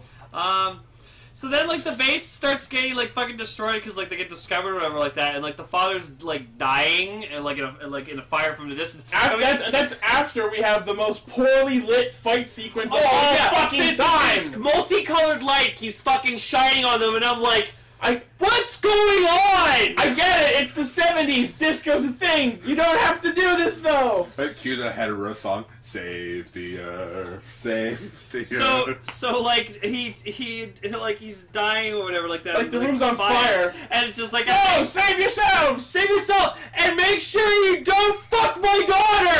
And then just make the joke that, like, he doesn't hear the dough, he just hears, fuck my daughter! And he's like, you got it! Got it! And immediately... What's fucking... Immediately... It was missing. Immediately fucks his daughter for 43 episodes. They make mention in the episode that Jiro needs a quote-unquote final circuit to be completed, but it's never addressed the rest of the episode, so my headcanon is that the final circuit he needed to be complete was a robot dick. The love circuit. Oh, no. That's why he wanted his daughter to do it, because it would be too awkward. Right? She has to make it to her specifications. The last circuit he needed was the Love. conscience circuit, a.k.a. the Jiminy circuit. Oh, is that what they mentioned at the end? Yeah. Yeah. Oh. Yeah, I told you it was conscience. Because yeah, that makes... sense. Basically, that's what makes Jiro different from all the other Destructoids. He has a conscience. He knows what's right from wrong. Yeah. He's not a Wait a minute. slave. But I since thought that it's was the last piece they need to insert. How did he have it without the last? Yeah, the doctor said that they had to insert some sort of final circuit. yeah, because they had to go inside and actually continue working on it. But since they were found out, and since he's the only one that knows how to complete it, he's left with an incomplete circuit. But he still has a That conscience. makes more sense. It also makes sense because, I mean, come on, men think with their dick. Well, am I right? here's the thing, though, which I'll get into how every episode works, because this series is episodic. Which I might as well bring that up now. I'm like, this is the problem with watching an entire series in 3 episodes. Okay, so basically, in 15 steps, this is how every episode goes. Few shots of action in the episode. Opening. Mitsuko and Masaru are looking for their father. Father ends up close by. Come on, phone. Having a feeling he's been there before. Introduce side character for episode. Destructoid attacks with goons and chases after them. Jiro arrives and fights off goons, letting them escape. Plot them for the episode. Hanape, who is the comic relief character. Oh, was that the ninja detective? Yes. He was like, he came out of nowhere when we watched the episode 38. He just shows up and then like, this is Sherlock Holmes, motherfucker. Hey, he dressed up as Charlie Chaplin in the episode. Is that what that was? Yes. They kept posting pictures of that. I'm like, what the fuck is going on? I will say, what we saw of him though, he was fucking hilarious. Oh, like he faked his death in like a car accident. He's like, "Yeah, I showed you," and I'm like, "Wow." There's an episode where he has a note. There are goons behind him, hiding behind one car. There's his car, the truck, and then there's him in the middle. He keeps going back and forth, and whenever he turns around, not facing his car, the goons come up. But when he turns back to his car, the goons hide. So as soon as he reaches his car, the goons come back up. So it's legit just a not even 2 minutes, but like a minute and a half scene of just them waiting for him. It's like, they really have to pad these episodes. Yeah. I just like that he used the pronoun wagahai, which is the same one that Champ used. Anyway, Destructoid shows up again with Jiro trying to fight, but Professor Gill's flute interferes. Oh yeah, the flute. You mean the flute that sounds like that one song from Digimon? It's like dun dun dun dun dun dun, and I just went dun dun dun dun dun. Digimon are the champions. But since Jiro has an incomplete circuit, an incomplete conscience circuit, he can still be controlled by Dark. Oh. And that's why he's like... That's how he was able to like lose his voice and stuff? That is why his body is asymmetrical. Destructoid shows up again with Jiro trying to fight, but Professor Gills, interferes. So Jiro has to find something to block out the noise. Crying baby, jellyfish over his ears, putting his head through a fire. Jesus. Horns. And not once did they think of just buying earplugs. It's 1970s. No one thought of it. No one sells earplugs. Yeah. And then Jiro does his transformation sequence into his combat mode. Or at least that's what the manga calls it, his combat mode. Jiro destroys the Destructoid. Father vanishes before the kids see him. Plot dump is solved at the same time. So it's Sonic Underground. Yeah, kind of. Jiro, Mitsuko, and Masaru shout for Jiro every fucking episode. Jiro! Jiro! They made a vow that father will be found in Underground. Jiro rides off with narrator saying Jiro continues his endless quest for peace. And that's how every episode goes. Okay, let's get into the most important thing. Why the fuck is Kikaider's design a goddamn mess? I was about to get into that. Shotaro Ishimori made it asymmetrical because of the incomplete circuit. The blue is for his humanity, and the red is for the hatred. So basically, Ishimori originally intended for his whole entire body to end up being blue by the end, but it never came to be in the show. Are you saying that he's a walking, talking Paragon Renegade meter? Maybe. Cool. I don't know what that is. Wait, so he's literally just supposed to be like Stitch from Lilo and Stitch? No, if you ever look up Robot Detective, That's a good resemblance of what Kikaider would have been if he was all blue. I just can't get over the fucking thing on the half side of his head. It was so awkward. Oh, you mean and his it's brain? very awkward in the henshin sequence of all places, where it's like he's just like having like effects, and then it just cuts, and he's missing a chunk of his head. Oops. Like if you look at it, you can see it. Oh. So then, like, yeah, there's our villain, Professor Gill, whatever, who, like, runs dark. Who's the fucking Mandarin. Who does nothing throughout the entire show. Yeah, and also he sits in his chair with a blue floodlight on him, looking like Shang Tsung. And then, like, at one point in episode 43, he, like, stumbles into the lab where, like, they find, like, the father or whatever who's, like, alive. And, like, it's a brightly lit room, and he saw this blue light shining on his face. And I'm like, how the fuck are you doing that? I wanted so bad for, like, the light to just flicker out and die, and it just be like, ah, fuck, the source of my power! I don't even remember how he died. He was just, like, sitting in his chair, and then just something happened, and he's just like, The base exploded. Oh, yeah. The base that pissed Paul off, because, like, Paul was here earlier. Yeah. And, like... Wait, he was pissed off that the bait, like you saw the base explode, like, you see, like, the mountain, it, like, oh my collapses. god, the effects of the mountain blowing up were so great! And then, like, you see this, like, little mound of dirt, and it's like, oh, what, is the dirt gonna fall next? Oh, come on! Okay, so this is a thing that happened throughout the production of the show. Mm.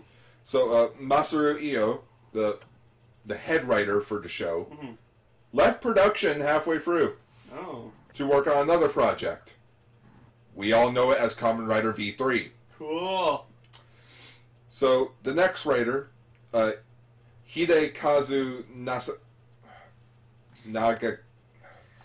Can you read that name for me? It's Hidekazu Nagasaka? Yes. He became the new head writer for the show, in which he made it more of an overarching story. So throughout episodes 35 to 43, it is one overarching story. Oh my god, a plot? What's that? Yeah, it's like a plot in a 1972 show? What? I can't get over the mooks in this show. Oh they look like terrible clones of Dr. Wily. They have naginatas for some fucking reason. And they're female ones. Yeah, because... Like, Shang Tsung's personal guard are a pair of concubine naginatas. They originally worked for Pink Armadillo. Oh. There was a pink armadillo? I thought pink was the tiger. So, okay, so the 12 Destructoids... They have, like, underlings? No, it's like... They die real quick and they had to get more? Yeah. It's basically... That's what I thought, because, like, we see episode 38 and Purple Starfish shows up, and I'm like, he wasn't in the start! Yeah, it's like, there's no reason why they mentioned the 12 Destructoids. Right? It's like an evil kaiju Sentai. They did try to do something different with episode 30, with like a cyborg, where he collected people for like, oh, you're good at music? Taking that. You're good at fighting? Taking that. So, it's Space Jam. Everything can always go back to Space Jam. But no, Everything can always be brought back to Countdown. the female mooks were hilarious because, like... Blaze, good job. Good job with that reference. But, like, it was funny with the female mooks because, like, when the base was exploding, whatever, you just see them actually, like, running around and like, ah! That's what I'm thinking. Because they never explain it in the show. It's like, wait, so are they actual humans? Or are they androids? And then it hit me. They're cyborgs. They're humans with robotic parts inside them. Yeah, except for when, the male ones die or whatever, they, like... Yeah, they like turn into like they parts. recycled so many times that one shot that I can only describe as oops, I fell onto an explosion and now I am parts. You want to know the sad part though? There's some episodes where the mooks aren't even wearing proper shoes. They're wearing sneakers. I'm just looking at it and I'm like, maybe that's where Gun Caliber got the idea for that. And I'm like, Are those sneakers? Because they have Gun Caliber has mooks that make specific mention of their awesome sneakers. I'm like, why are you wearing sneakers? You have actual boots. Why are they sneakers? Amazing. What were they thinking? I just love in episode 1 the shot of all the mooks just running down the dam. And then when Jiro appears at the top of the dam, they all run back up the dam to fight him. Yeah. But Also, something very important. Why does he have a guitar? Why not? You Like don't he- know about Okay. First time you see He him, would fight with the guitar. Okay. the first time you see him on top of the dam, he's playing a song, and I swear to God, it sounds like he's about to break into that song from JoJo that leads into To Be Continued. Roundabout. Yeah. Okay. This is when you realize people remembered the manga more than the actual show. Ishimori made concepts for Kikaider, but he didn't really have his hand in the show. He wrote the manga adaptation, which goes into more detail about like Destructoids, the guitar, who Jiro actually is meant to be. I wanted so bad for the guitar to just change into a sword. Well, the reason why in the manga he carries around the guitar is because, number one, Jiro was based on the doctor's deceased son. So he recreated him. So he is Mega Man! Yeah. And he hid the information for the Jiminy circuit inside the guitar. Is it actually called the Jiminy Circuit? Kikaider is Pinocchio. Yeah. Oh, That is the whole thing. That explains why Paul came up here calling him Tokunokio. Yeah. Pinocchio. He wants to be a real boy. Yeah. Well, that's the thing. He will live his life with an incomplete circuit because if he did have one, he would just be all machine. He's more machine now than man. But yeah, episode 35 starts off with like countless tries of Destructoids. Professor Guild sends out Blue Stag Beetle to steal money Blue from... Stag Beetle? Yeah. Cool. To steal money It's from... probably disgusting. Yeah. To steal money so that he can get their most powerful Destructoid. Dark creates the Devil Circuit, the antithesis to Jiro's Conscience Circuit. Professor Gill's men find Dr. Komiyoji and bring him back to the base to create not an android, a cyborg. And who is that? Booyah! Kikaider. Kikaider's younger brother. Oh, so Saburo actually is his brother. From a certain point of view, yes. There you go, Blue Stag Beetle. Oh my god, it's gross. Blue Stag Beetle. Oh, yeah. Ugh. It's like if they turned the titanium Beetleborg into a monster. I will say this right now. Hokkaido's human disguise, fucking badass. So cool. Love him. In which I will say, he's better in the show than in the manga. Oh, his actual like costume, like his actual form, looks so stupid. The fucking mouth The on it! mouth, and he has like this pistol, and he's like, "I will beat you, Kikaider." The You mouth, can see the eye holes in the helmet. right? And the little slots where his nose should be. Right? Like, you could pass it off as, oh, there's nose holes. Yeah, it's like, no. But, like, the mouth, he just looks like he's going, Ah! What? That's pink armadillo. oh my god, it looks like It testicles! looks like a penis. Can you post it in the chat? Oh, of course I will. Oh my god, it's So disgusting. just look up all the Destructoids. They're We were looking up most of them And the yesterday. best part, you can look up most of them I know, because, Pink armadillo. no, God! because they're in the title of the episodes.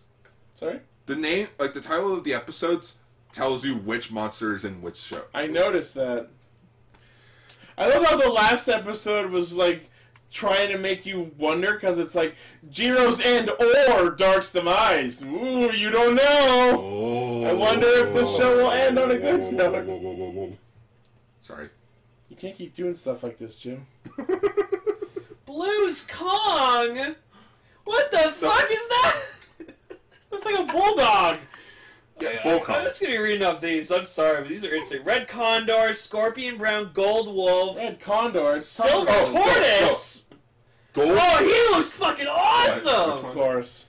Oh, so Why do turtle kaijus always look so cool? And he could fly like Gamera. Oh my god. Golden Bat, Rouge Jellyfish. It's Rouge, yeah, Rouge Jellyfish. Red Hornet, Black Chameleon, King Crab Maroon, King Crab.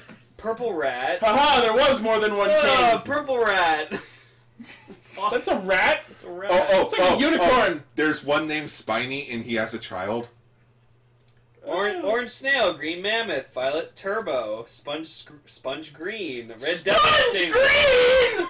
Sponge Green. Oh no! Oh, I gotta show this. Hang on. Hey Patrick, let's go destroy. Okay, I like Kikaider for its fucking monsters. This was the 1970s where it's like, fuck it. Sponge Green! Oh no! And his gimmick is that he want to come with me and Patrick and destroy Kikaider? No. Ah! Wait a minute. Sponge Green, Starfish Hitler? Oh, and then there's Black Echidna and then Tiny Echidna. Yeah, that was the one with the kid. Oh. And the kid... Get it, because Echidna! No. And the kid carried around a stuffed panda, and when his dad fell off the cliff and blew up, he was like, Dad, Dad! Fell off the cliff and he blew up as well. It was so fucking depressing. Red Mine Toad. He's the one that actually destroys Kikaider. Oh, fuck. In which... But yeah, as Hikaider... Do they rebuild him faster, better? No. Harder, better. What happened is, during the episodes, the police think that Kikaider killed the doctor. Which is the lead into the episode 38. Yeah. I don't understand. Oh, okay. So in 43, like, the subtitled him as Skeleton Flying Squirrel, but his actual name is Bleached White Bone Flying Squirrel. That is way worse. And, like, if he's a skeleton, why the fuck does he have wings? Like, literally, that episode started, like, haha, I'm a skeleton flying and then squirrel! there was Multicolored Sand Lizard. I love these names. Oh my god, you mean a chameleon? Sure. Grasshopper Gray, Angler Brown. Of course, the awesome Starfish Purple. This fucking show! Anyways. Devil-faced crab. So hey, how about that one shot where the little kid Masaru fucking nails the police chief square in the balls? Yeah. That kid's got sass. Kid's got balls. That police chief doesn't. Okay, Red Squid looks awesome. Okay, yeah, he was the one. He was not the Destructoid. He was the cyborg. Okay. Kikaider has a Fascinating. straight-up gun and a sick theme song. Hikaida. I swear to I'm God, gonna get my 90s movie. It's funny too, like made by Kamen Rider Zeto and Jay's director. Kikaider like jumps in to like stop Purple Starfish, and then like he like throws a knife at him, and then like he runs off, and then like Kikaider like jumps over to where he is, and throws over. Is like, what the fuck, man? And he's just like, this isn't part of your plan's stupid. We're going with my plan. He's like, oh, fuck you! we're going with my asshole. We're going with my plan. Oh, Hold on. I did. Funny, right? Hold on. We're going with my plan, which is better, because I rock. You're doing my plan because I'm sorry. Do you have a yellow scarf?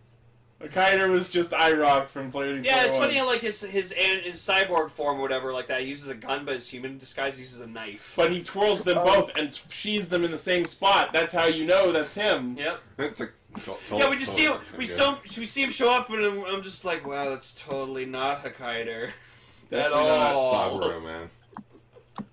But no, I loved his human disguise. It's fucking pimp. So, but it was, I wanted so bad during that first shot of him fighting Kikaider to just go, looks like you're the faker here. You're the fake hedgehog. Faker. I'm gonna make you eat those words. Because, like, it's no use. Because the plot was going on that we didn't see all of, where, like, they suspected that Kikaider had killed the professor, like, the doctor. It was obviously Kikaider who did that, right? And they mistook him for him? No, it's just basically when the Professor Guild had his flute going on, in which so he used it to control Jiro. Yeah, to control Jiro. But the professor was telling him to fight back. Jiro was so confused. The professor will help. Yeah, the Anslar brothers. The yellow antlion siblings. Oh my god.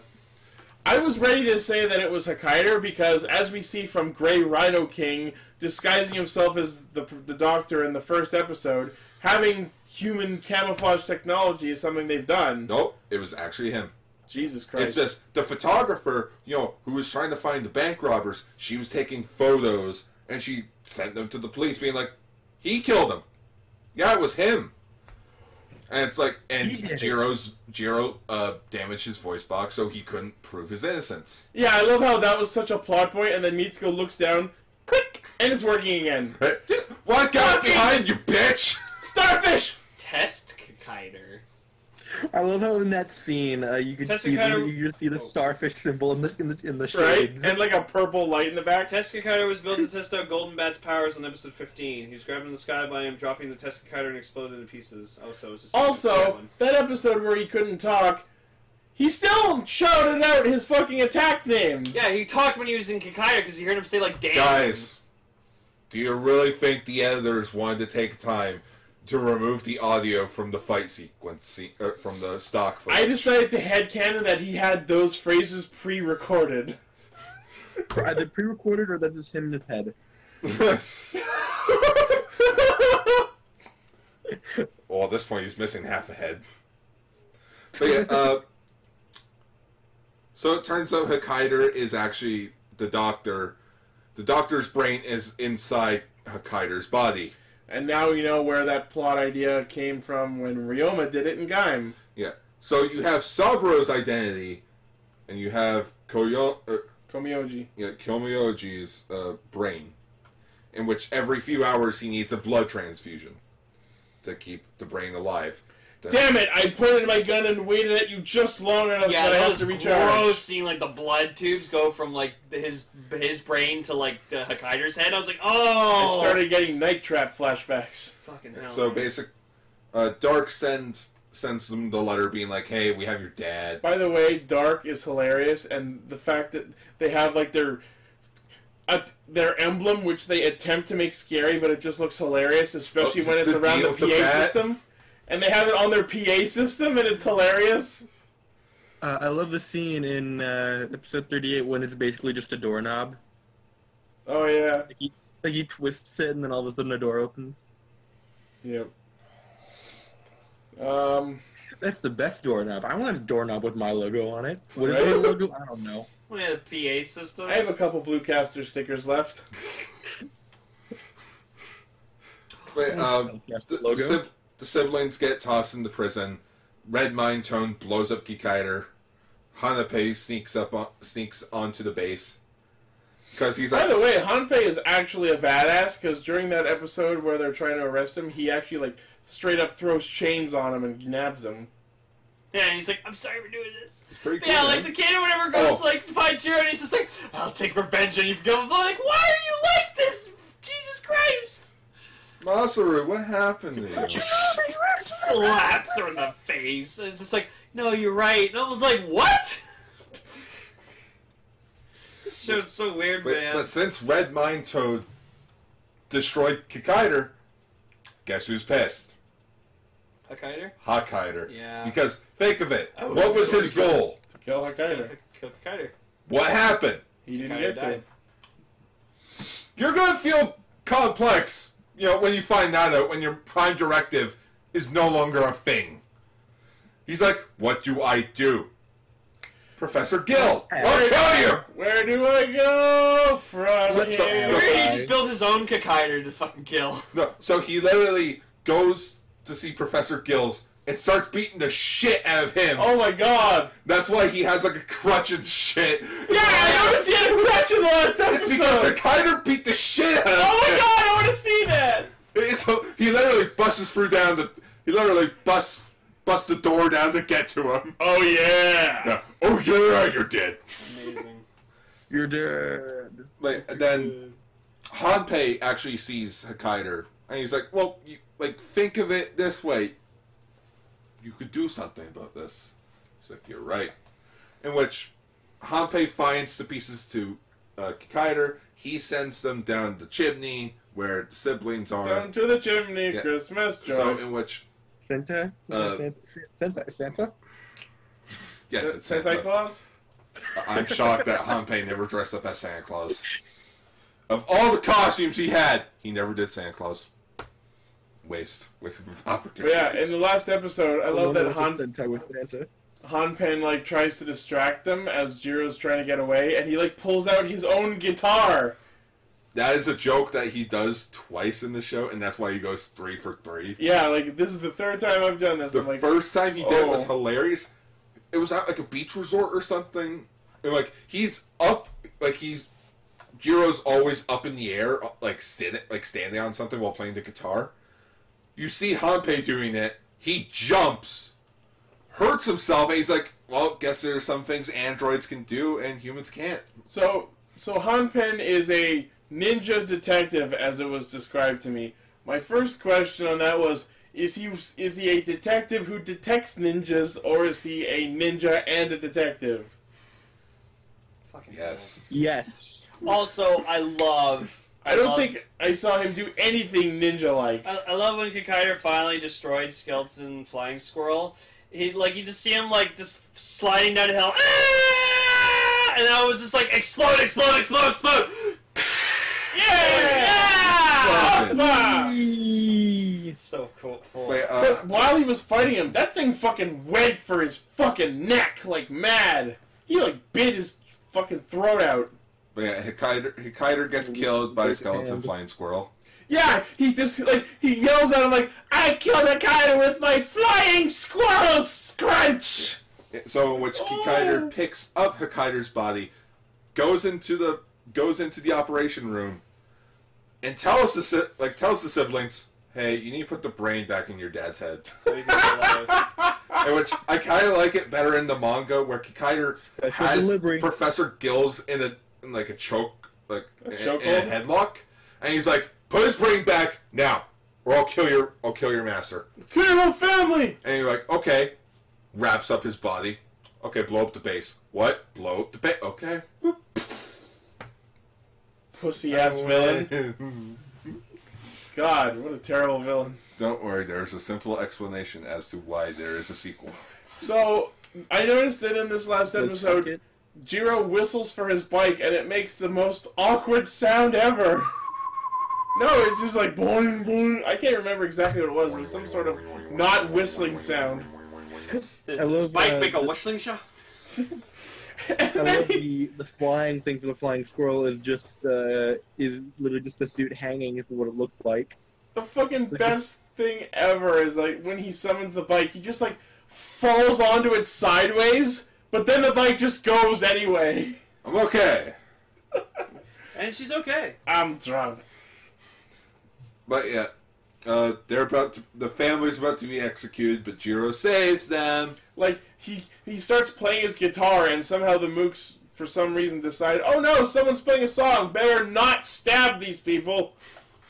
Well, no, it's when you hear that song, you're fucked. It's shit. Better not stab them. Yeah, it's well, I'm gonna die anyways. Yeah, Stab so self. Kikaider saves the day of the world or whatever like that, and then the police are put down the wanted poster we're sorry. We're sorry that he's alive and well. And we tried to. Well, to be fair, we tried to take you apart. And it's during this scene that Jiro has his helmet off, for I think the first time we've ever seen. And I'm like, is this our equivalent of the Sentai's thing where they do their last battle with the suit but no helmet? And then just the family's remember to Switzerland! Fuck it! I'm like, why Switzerland? And Mitsuko's I want to go on a snowy mountain. You just escaped a mountain that exploded and you want to go to another one? Hey, to be fair, Switzerland's the most neutral country in the world. It is. But by Futurama logic, they're the ones you have to worry about the most, because you never know what to expect from the filthy neutrals. Whoa. I never knew that from Futurama. Tell my wife I said hello. I love the neutral planet. I'm kind of indifferent. Yeah, so that's the original Kikaider in a nutshell. Well, And, the airplane is taking off, and you see, him envisioning Mitsuko as the plane flies away. And that was... I just had Canada, and he's like, oh, fuck, I missed the plane. Now I have to walk to Switzerland. Does this mean I don't get to fuck you? For a 44th time? What the fuck is with you guys and wanting a girl to fuck an android? Who presumably doesn't have a dick. So, Gar, His final circuit. Gar, You mean the final circuit? You mean to tell me that if a woman android came up and was like, "I want you," you wouldn't fuck it? Not after watching Kikaider. No, I mean, you make a compelling argument. No, but yeah, Jiro tells the doctor, "Hey, I'm going on a journey. I'm sneaking off over here. Don't tell them. Hey, can I borrow the car keys? No, it's like, hey, can you fix me before I leave? Fix me, I broke him.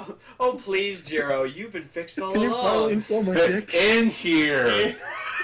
He just, and then just gives him the most, like, depth No, look. no. Just, No, it's like, no, it's like, you're fixed right here. Tears off his sweater, hits the switch. I was thinking he blows up.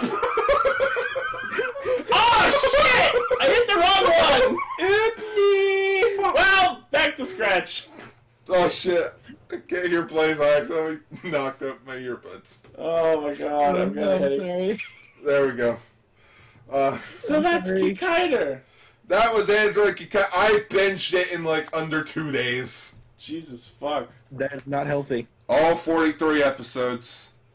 I mean, I watched Blade in a weekend and Patranger in another. just so I could come on the show and be really knowledgeable about it. Yes. I knew it! That, just to get it out of the way. I had to Don't touch Lane's power touch cookies. my power coins. Look at bagels. Yeah, the power bagels. You Power call them the bagels? Yeah, you call them the power bagels, not the power cookies. Power I bagels. prefer power donuts. Now, here's After the that. most surprising, the most shockingest thing of all. You can own all of Android Kikaider legally on DVD for 113 bucks. I don't want to. I don't want to own it This- illegally. okay, so this is the thing. Kikaider was so popular in Hawaii, there's a Hawaii production company that owns the rights to Kikaider, Kikaider 01, Inazuman, and Kamen Rider V3. Wow. I feel like they need to make their own show called Hawaiider. Hawaiider. It's literally just Kikaider, but he has a lei and then one of those like hula one skirt? of those hula skirts. That's it. That's the only difference. It's just digitally edited in. All you have to do is stay in There's a line. female Kikaider with the coconut bra. Oh no. I'm Android Kikaider. And right now on the Generation Kikaider on the page, you could actually own Kamen Rider V3 for a lot. It's a lot. Let's just say that I don't want to own Kikaider illegally. Yeah. Like, there were some funny, what the fuck, bizarre moments, but that's true of any show or series we watched. Especially I those that binged are it before all. the year 2000. I would rewatch Kamen Rider X. I would not rewatch Kikaider. Yeah, you can own Kamen Rider V3 legally for 105 bucks. Christ. Yeah, that's the problem with these DVDs. Not only is the quality really bad. For a show from the 70s?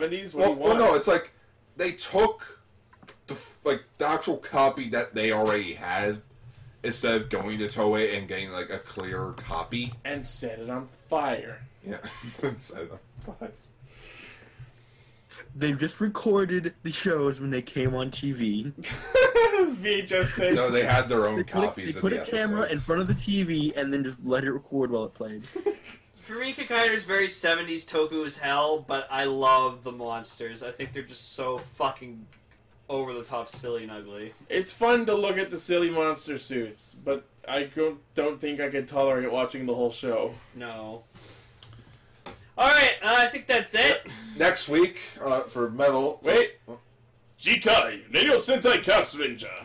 Next week for Metal April, we talk about the sequel series that happened with the rise of popularity in Android Kikaider. Oh, with God! with his solar-powered younger brother, Kikaider 01. Oh, God! Not more Kikaider! Yes. No! More We can talk about Kikaider. the Kikaider anime. They found a fun show. There is a Kikaider anime, yes, but we're not talking about that. Why not? Because I don't feel like watching the manga. I'll do it my own time then. Fuck you. Oh, thank God, at least he's fucking symmetrical. Really? Oh, that looks way better! So much better. Except he kind of looks like he has a golden Zeo shield. Disco.